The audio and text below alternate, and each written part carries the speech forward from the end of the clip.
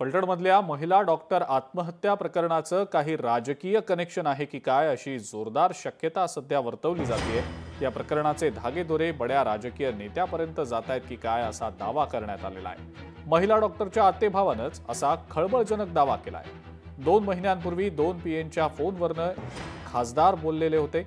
खासदारांच्या पीएनची पोलिसांकडे तक्रार देखील करण्यात आलेली होती असं आत्तेभावानं आता दावा करत म्हटलंय। त्यामुळे महिला डॉक्टरवर दबाव टाकणारे ते खासदार कोण असा सवाल आता उपस्थित केला जातोय।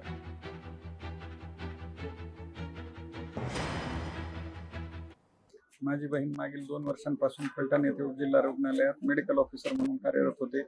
मागील वर्षभरापासून तिला चुकीच्या पोस्टमॉर्टम रिपोर्ट बनवण्यासाठी राजकीय आणि पोलिसांचा खूप प्रेशर असायचं।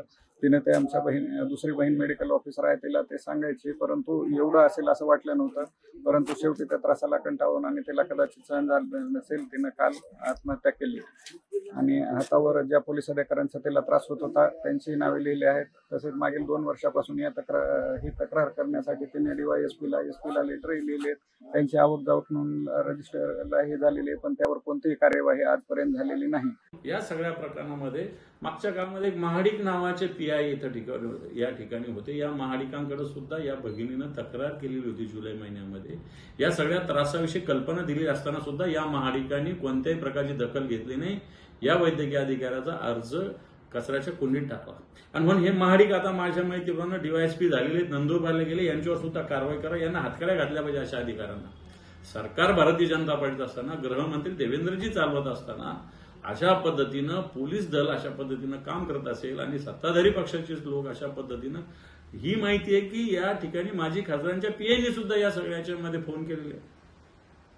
आणि म्हणून हा जो जीव गेलेला आहे हा या व्यवस्थेने घेतलेला जीव आहे। सगळ्या गोष्टी आता रेकॉर्डवरती येतील। मला सुद्धा ही माहिती अशीच बाहेरच्या लोकांच्याकडनं कळाली।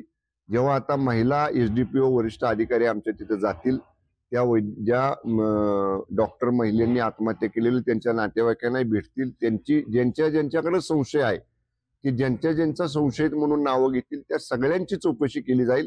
त्यांचे सीडीआर काढले जातील, त्यांचे फोन डिटेल्स काढले जातील। सगळ्या गोष्टी ज्या आमच्या पोलीस तपासामध्ये असतात त्या सगळ्या काढल्या जातील आणि कुठलीही गोष्ट स्पेअर केली जाणार नाही। आणि एकन एक आरोपी ह्याच्यात सहभागी असणारा आरोपी, त्याला प्रत्यक्ष अप्रत्यक्ष मदत करणारे सुद्धा सगळे आम्ही शोधून काढू। फक्त थोडा एखादा दुसरा दिवस याच्या खोलावर जायला आम्हाला लागेल।